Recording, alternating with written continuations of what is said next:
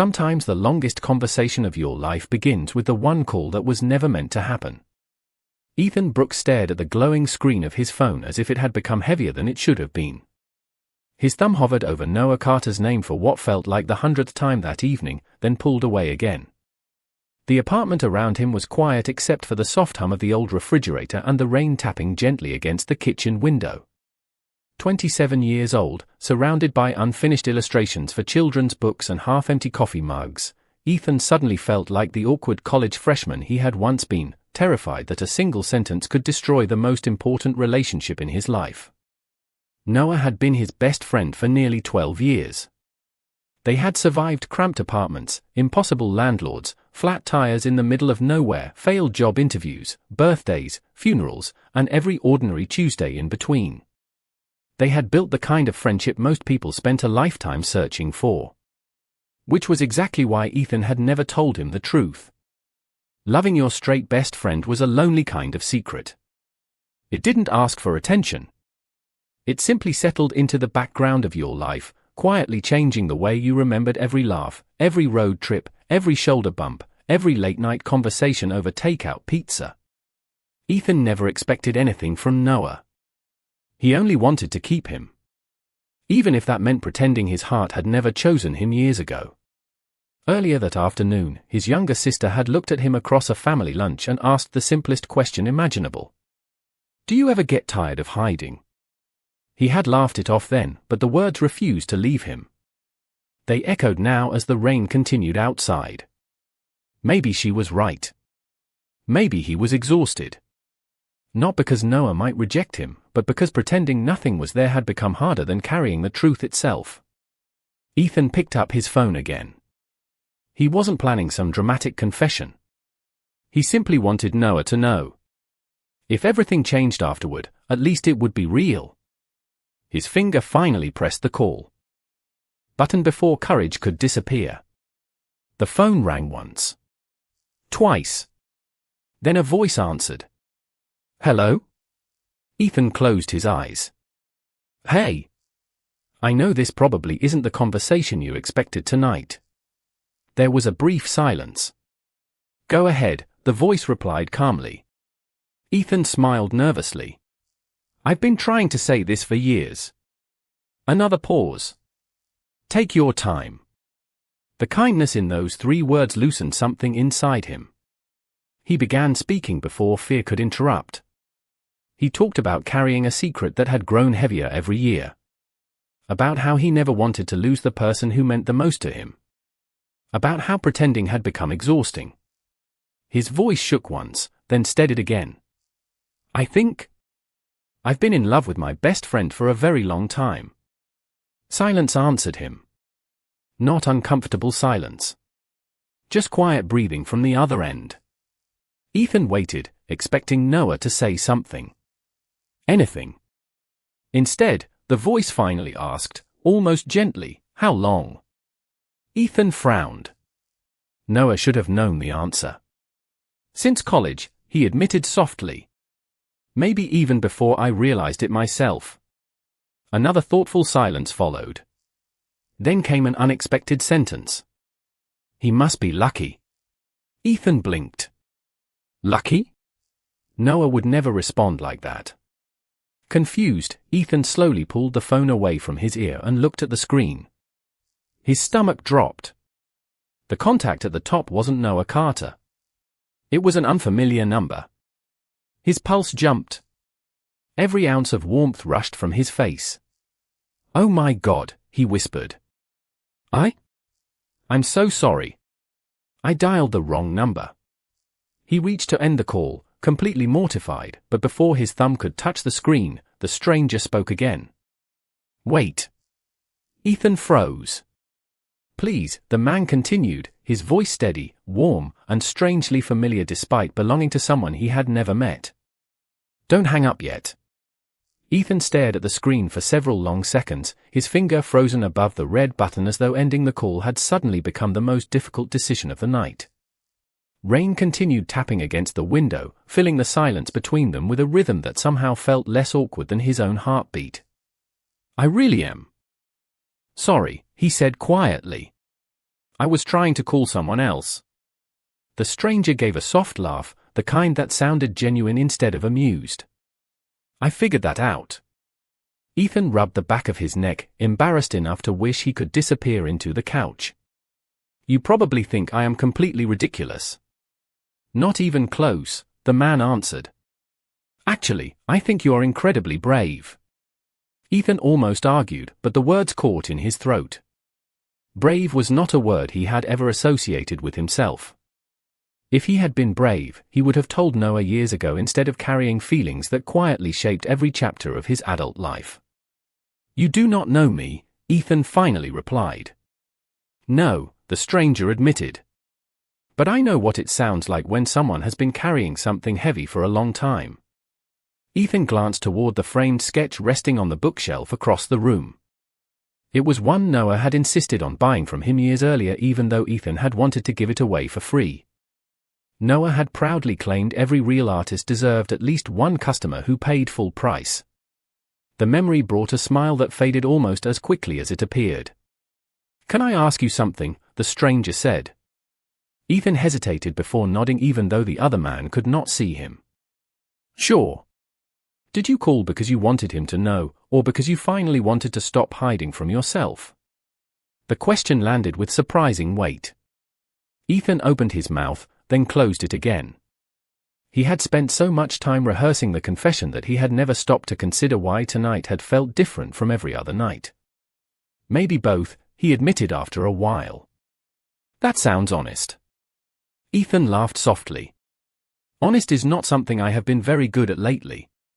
Another comfortable silence settled between them. It was strange how natural it felt talking to someone whose name he did not even know. There was no history to protect, no expectations to meet, no fear of changing a friendship that had taken over a decade to build. It was simply two voices sharing a quiet evening neither of them had planned. You know, the stranger said, most people would have hung up by now. I almost did. I know. Ethan looked at the glowing digits of the unfamiliar phone number once more. So why did you ask me not to? The man paused before answering. Because sometimes people need someone who has absolutely nothing to gain from the conversation. Ethan smiled despite himself. That is an unexpectedly good answer. I have had a few years to practice listening. Ethan leaned back into the couch, feeling some of the tension leave his shoulders. They talked about ordinary things after that. The weather. Coffee. Ethan admitted he illustrated children's books because drawing happy endings somehow made the difficult days feel lighter. The stranger shared that he worked as an architect and spent more time thinking about old buildings than most people would consider healthy. Ethan pictured someone calm, patient, maybe sitting in an apartment somewhere else in the city while the same rain tapped against different windows. I am Ethan, by the way, he said almost without thinking. The line grew quiet again. Nice to meet you, Ethan. And you are? There was a pause just long enough to notice. Maybe another time. Ethan laughed. You really are not going to tell me your name? Not tonight. That is mysterious. Or cautious. Somehow that answer made perfect sense. Instead of feeling offended, Ethan found himself oddly curious. Before either of them realized it, nearly 45 minutes had passed. The rain had slowed to a drizzle, and Ethan's untouched cup of tea had gone cold on the coffee table. He could not remember the last time he had spoken this freely to anyone. Then his phone vibrated with another incoming call. The screen flashed a familiar name. Noah Carter. Ethan stared at it, his heartbeat stumbling as he realized his best friend had been trying to reach him all along. Looks like the person you meant to call is calling you now, the stranger said gently after hearing the notification. Ethan swallowed hard, suddenly unsure which conversation he was more afraid of ending. I guess he is. Then you should answer. Ethan hesitated. Will I ever hear from you again? Another brief silence followed before the stranger replied in a voice so calm it almost sounded like a promise. If we are supposed to, we will. The moment Ethan ended the call, the apartment felt strangely quiet again, as if the conversation had carried away something heavier than words. He stared at Noah's missed call for almost a full minute before finally calling back. Noah answered immediately. "There you are," Noah said with a relieved laugh. "I was starting to think you had dropped your phone into the river." Ethan smiled despite himself. "Sorry. I was distracted. Everything okay?" The familiar concern in Noah's voice settled into Ethan's chest like it always did. It was effortless. Natural. The kind of kindness Noah offered without ever realizing how much it meant to the people around him. "Yeah," Ethan replied. "Just one of those nights." Noah did not push for details. He never did unless Ethan wanted to talk, one of the many reasons their friendship had survived for so many years. Instead, they drifted into their usual conversation about work, weekend plans, and the local baseball game Noah had watched with co-workers. Ethan listened, laughing in all the right places, but part of his mind remained somewhere else, wondering why an anonymous stranger had understood him so easily. Before hanging up, Noah hesitated. "Actually, there is something I wanted to ask you." Ethan felt a flicker of curiosity. "What is it?" Noah exhaled slowly. "Can you have lunch with me tomorrow? I kind of need your help with something." "Of course. Thanks. It is complicated." The next afternoon they met at the small diner they had been visiting since college. The waitress recognized them immediately and brought Noah his cheeseburger and Ethan his grilled chicken sandwich without asking. Noah smiled politely, but he barely touched his food. Ethan noticed the dark circles beneath his friend's eyes. "You look exhausted," he said. Noah nodded. "Grandma has been in and out of the hospital again." Ethan's expression softened. He had always admired Margaret Carter. She treated him like family from the first day Noah introduced them. She never forgot his birthday, mailed handwritten Christmas cards every year, and insisted he take home leftovers whenever he visited. "How is she doing?" Ethan asked gently. Noah looked down at the table before answering. "The doctors say they are doing everything they can, but..." He stopped, searching for words. "She keeps talking about unfinished things." Ethan waited quietly. "She told me yesterday that her biggest regret is thinking she will never see me settle down." Ethan felt his heart tighten. Noah laughed softly, though there was no humor in it. "Apparently she has decided I work too much and that I am hopeless when it comes to dating." "She has been saying that for years," Ethan replied with a small smile. "I know." Noah rubbed his hands together nervously, something Ethan had only seen when his friend was genuinely anxious. "She asked if there was someone special in my life." Ethan forced himself to keep his expression calm. "What did you tell her?" "I told her, maybe." Ethan blinked. "Maybe?" Noah nodded. "Because I could not bring myself to disappoint her." Silence settled between them as Noah stared out the diner window. Finally he looked back at Ethan, his eyes carrying an uncertainty Ethan had never seen before. "I know this is going to sound completely ridiculous." Ethan smiled. "When have we ever judged each other for ridiculous ideas?"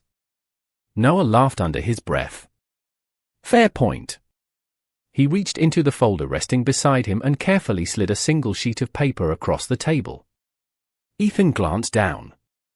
At first he only saw official formatting and blank signature lines. Then the words at the top came into focus. "Marriage license application." Ethan looked back up, convinced he had misunderstood. Noah quickly raised both hands. "It is not what it looks like." "It looks exactly like what it looks like." Noah sighed. "Hear me out before you say no." Ethan remained silent. "Grandma keeps asking to meet the person I supposedly care about. My parents already think I have been hiding someone because I am private about my personal life. The lie has grown way bigger than I expected." He gave Ethan an apologetic smile. "I was wondering if, just for a little while, you would pretend to be my husband." Ethan forgot about his lunch. "Entirely." Every logical reason to refuse appeared at once. Every hidden feeling told him to say yes before Noah could change his mind. Then Noah quietly added, "I would not ask anyone else. You are the only person I trust enough to do this with." Ethan did not answer immediately. The words lingered between them, almost unreal, while the sounds of plates and quiet conversations filled the diner around them. Noah looked as uncomfortable as Ethan had ever seen him, tapping his fingers lightly against the edge of the table before finally shaking his head. "Forget I asked. It was a terrible idea." Ethan reached across the table and stopped the folder before Noah could pull it away. "No," he said softly. "It is definitely a crazy idea." Noah gave a defeated smile.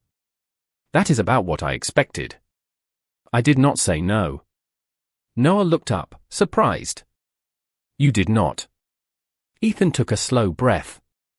Every sensible part of him warned that pretending to be Noah's husband would only make the feelings he had spent years hiding even more difficult to control.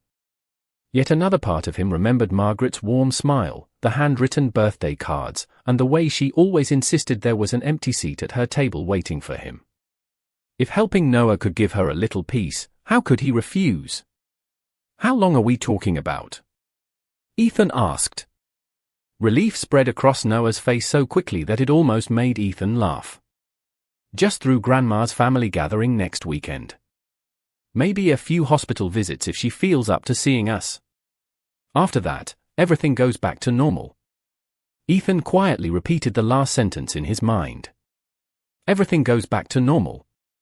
Somehow those words felt far less convincing than Noah intended them to be. "What exactly would we have to do?" Noah opened the folder again. "Mostly act believable.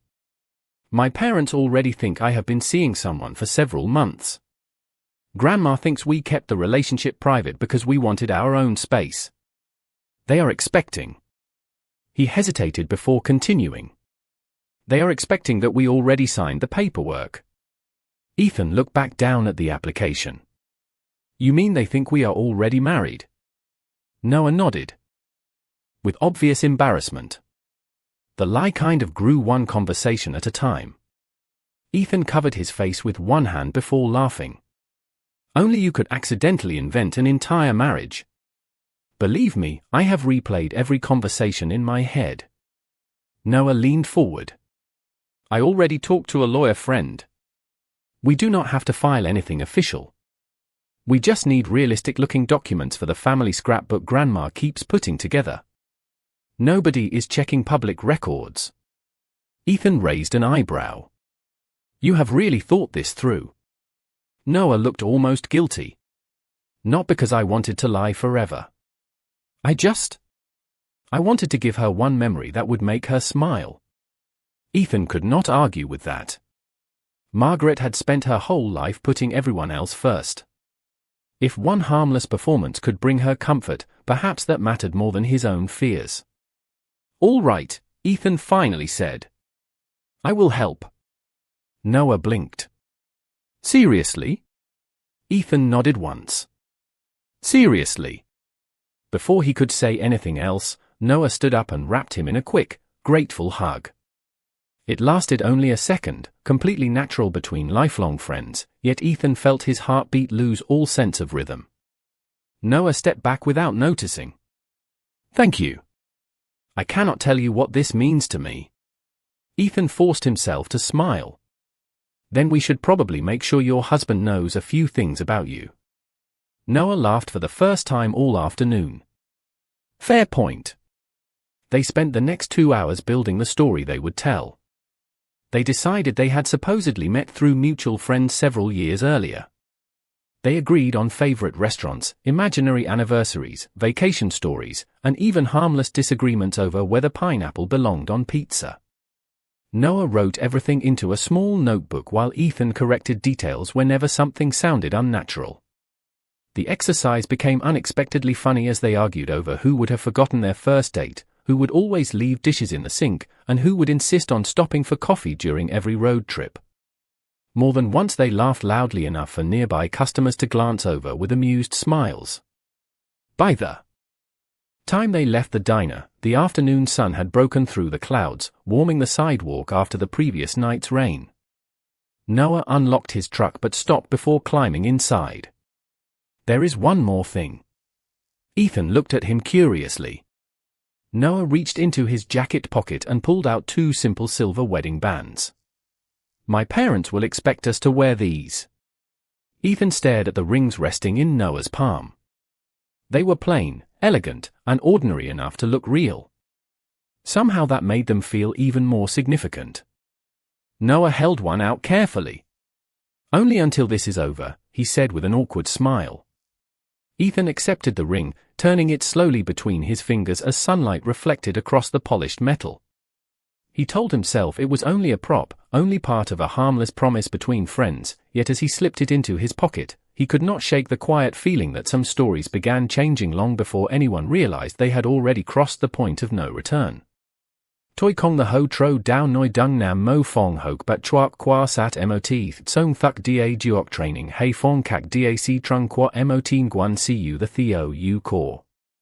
New ban muan, toi ko the viet mot fan teep theo hone tone moi voi kung bo kong ki, dien on, cham rai, ap, tap trung vao ting ban, hun nan jia va su fat trian ting kam tu nyen, nhung bang loi ku nuyen ban qua reing toi.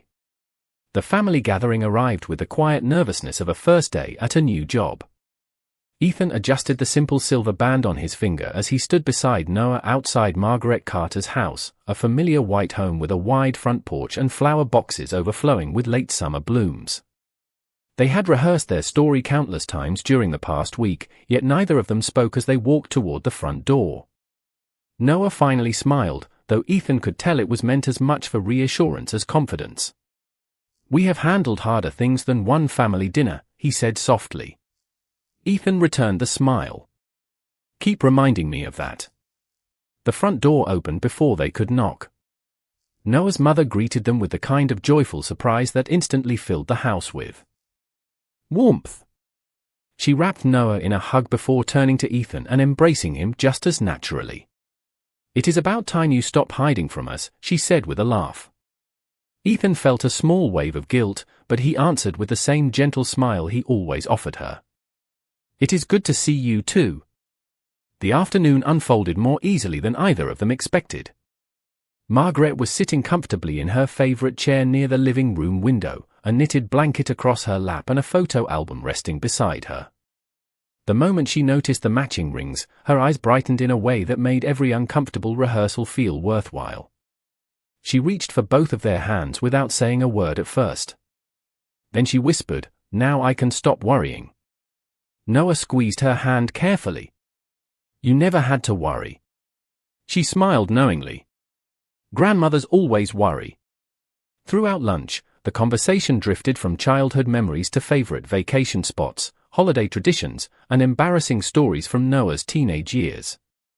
Ethan answered every question naturally because so much of the story was built on real memories. They really had spent years together. They really did know each other's favorite meals, favorite movies, and the songs they always played on long drives. The only difference was the reason everyone believed those memories existed. More than once, Noah finished Ethan's sentences without thinking, and Ethan caught himself reaching for the pitcher of iced tea before Noah even asked. None of it was rehearsed. Those habits belonged to years of genuine friendship. Margaret watched them quietly, her smile growing softer with every passing hour. After dessert, she asked if she could see the wedding album. Noah glanced briefly at Ethan before producing the small collection of carefully arranged photographs they had prepared.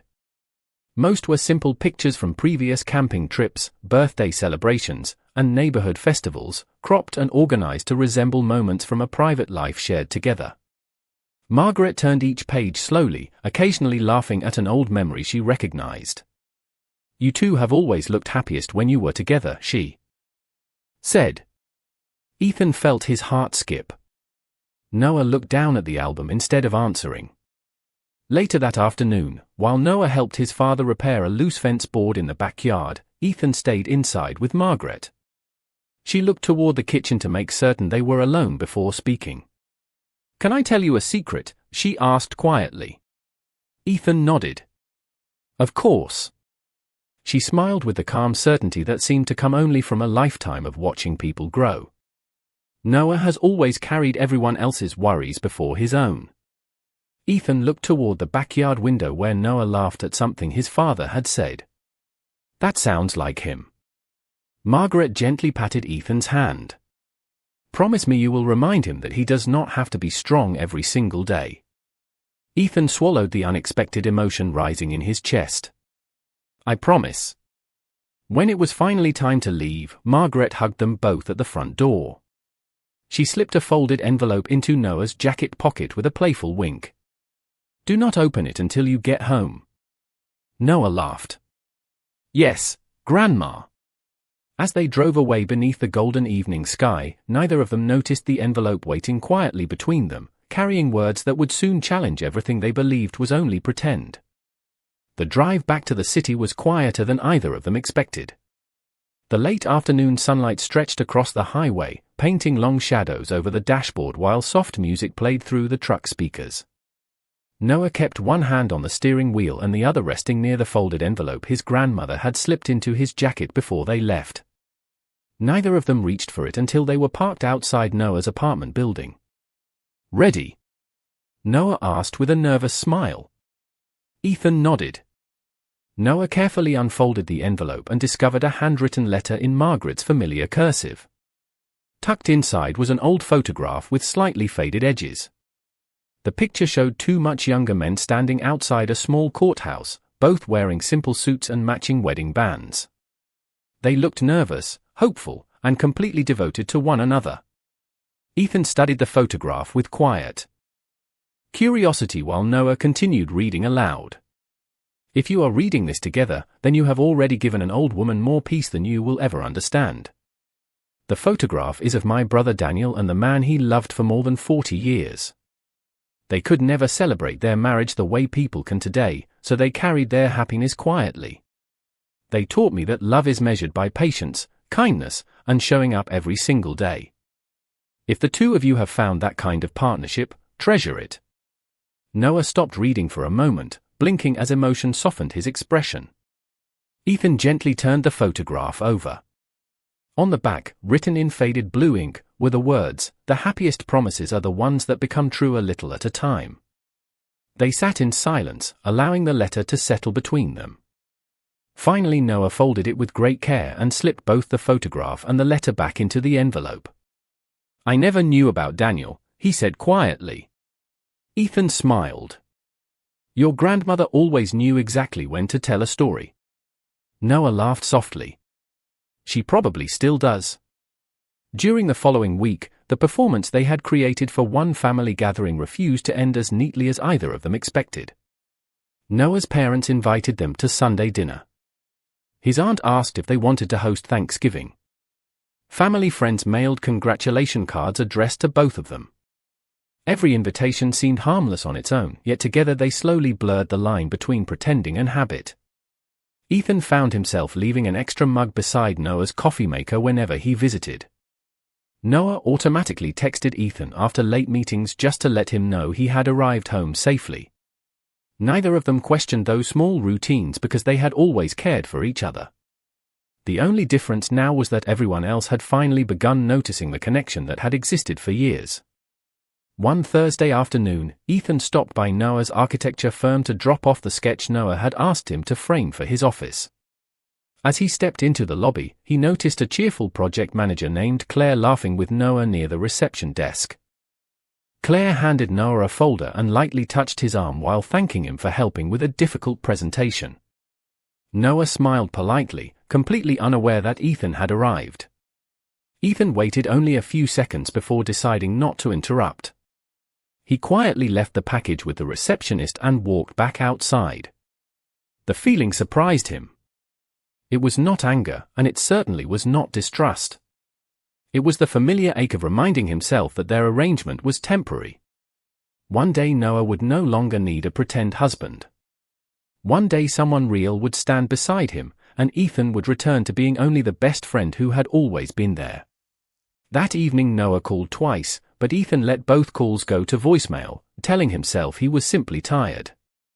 When Noah finally sent a text asking if everything was all right, Ethan answered with a short message saying he had a deadline and would talk later. Noah stared at the brief reply longer than he cared to admit. For the first time in years, he realized he had absolutely no idea what Ethan was thinking, and somehow that uncertainty bothered him far more than he expected. Across town, Ethan placed Margaret's photograph on his desk beside his sketchbook. His eyes lingered on the smiling couple before he quietly whispered to the empty room, "I hope I remember that some promises are meant to stay imaginary." Yet as he reached to turn off the lamp, his phone screen briefly lit up with a notification from an unfamiliar number, and his heartbeat paused the instant he recognized the last 4 digits of the stranger who had never hung up. The unfamiliar number remained on Ethan's screen for several seconds before he finally answered. "Hello," he said cautiously. A familiar calm voice replied, "I was beginning to think you had decided never to answer another unexpected call." Ethan leaned back in his chair, immediately recognizing the stranger from that rainy evening. Somehow the voice still carried the same quiet patience that had made it feel strangely safe. "I did not expect to hear from you again," Ethan admitted. "Neither did I," the man answered with a gentle laugh. "But I was passing the coffee shop you mentioned that night, and it made me wonder how you were doing." Ethan smiled despite himself. "That is surprisingly thoughtful. I remember conversations that matter." They spoke for nearly half an hour, mostly about ordinary things. Ethan described finishing a new picture book, while the stranger talked about restoring an old neighborhood library that had stood for almost a century. Yet beneath every casual topic lingered the question neither of them asked. Had Ethan ever told his best friend the truth? Before ending the call, the stranger simply said, "Whatever happens, do not let fear make your decisions for you." The word stayed with Ethan long after the line went quiet. The following morning, Noah appeared outside Ethan's apartment carrying 2 cups of coffee exactly the way he had done dozens of times over the years. Ethan opened the door, surprised. "You did not have to come over." Noah handed him the familiar cup with a faint smile. "You stopped answering my calls. That usually means something is bothering you." Ethan looked down at the coffee before stepping aside to let him in. The apartment felt unusually quiet as Noah wandered toward the living room. His eyes landed almost immediately on Margaret's photograph resting beside Ethan's sketchbook. Noah picked it up carefully, studying the smiling couple in front of the courthouse. "Grandma always knew how to choose the right words," he said softly. Ethan nodded. "I have been thinking about what she wrote." Noah remained silent for a moment before setting the photograph back exactly where he had found it. "Have I done something wrong?" he finally asked. Ethan looked away toward the window. "Why would you think that?" "Because you have been pulling away ever since last week." Ethan wanted to deny it, but he knew Noah well enough to understand that pretending would only make things worse. "I saw you with Claire." Noah blinked in confusion. "Claire?" "At your office." Noah let out a quiet breath before shaking his head with an almost amused expression. "Ethan, Claire has been happily married for 6 years. She was thanking me for helping her prepare a presentation because she was nervous about speaking in front of clients." Ethan felt warmth rise to his face. "I guess I misunderstood." "You did." Noah smiled kindly instead of teasing him. "But that still does not explain why it bothered you." Ethan searched for an answer that would not reveal too much. "Maybe because this arrangement has started feeling complicated." Noah lowered his eyes to the silver ring still resting on his own hand. He had forgotten he was wearing it.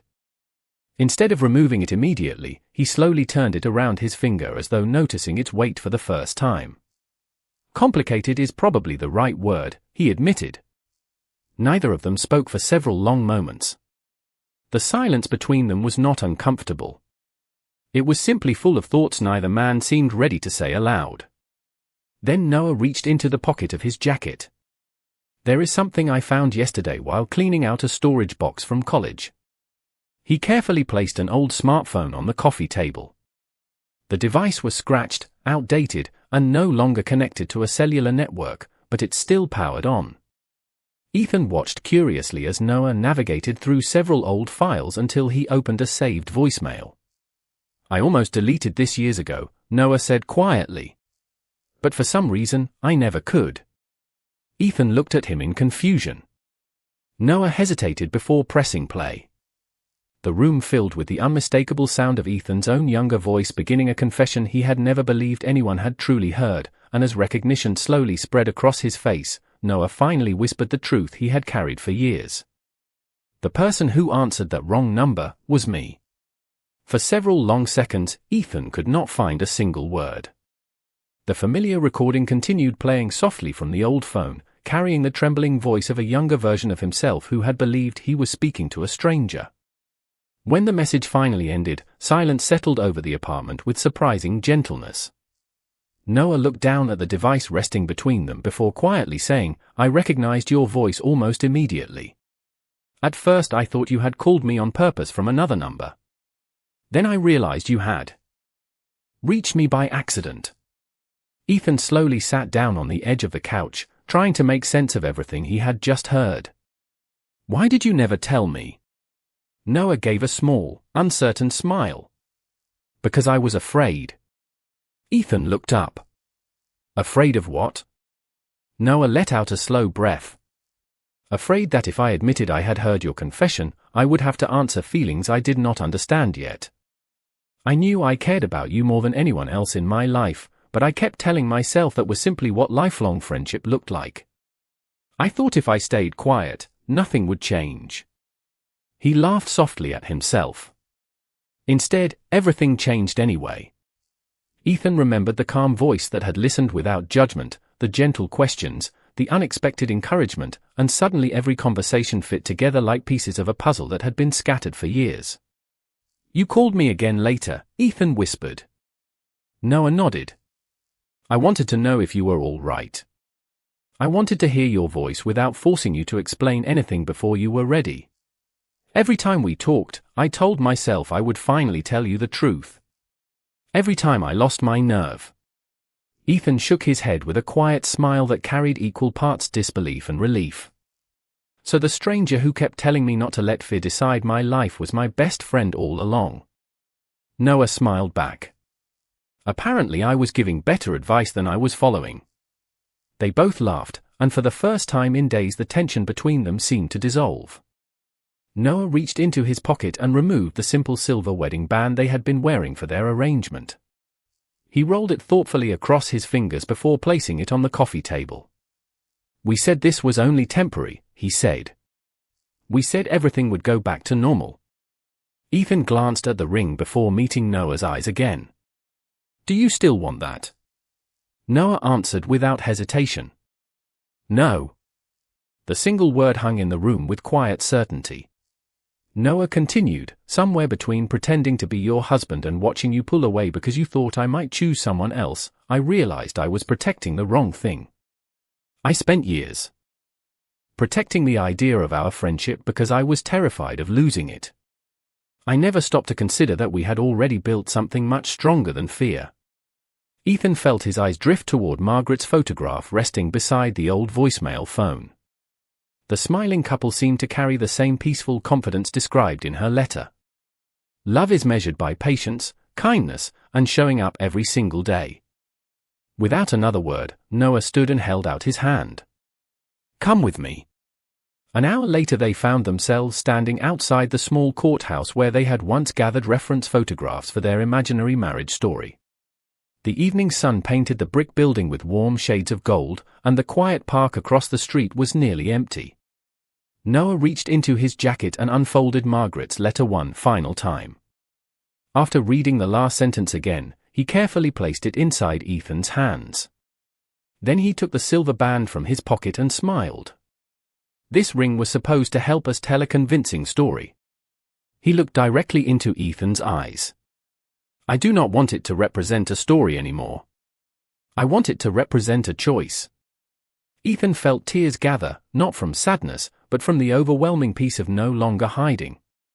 He slipped the ring back onto his finger, this time with no audience to convince and no role to perform. Noah did the same. They stood there smiling at each other, knowing nothing magical had changed in the world around them. The city continued moving. Cars passed by. Evening settled quietly across the streets. Yet everything important had changed between them. Ethan reached for Noah's hand, and Noah held it with the easy familiarity that had always existed, only now without uncertainty standing between them. Months later, another handwritten letter arrived from Margaret, who had recovered enough to return home and fill her days with gardening once again. Inside she had written only one sentence. The happiest promises really are the ones that become true a little at a time. Ethan placed the letter beside the old photograph and the retired phone that still held the voicemail neither of them would ever delete. Because the greatest turning point in their lives had not begun with perfect timing or careful planning.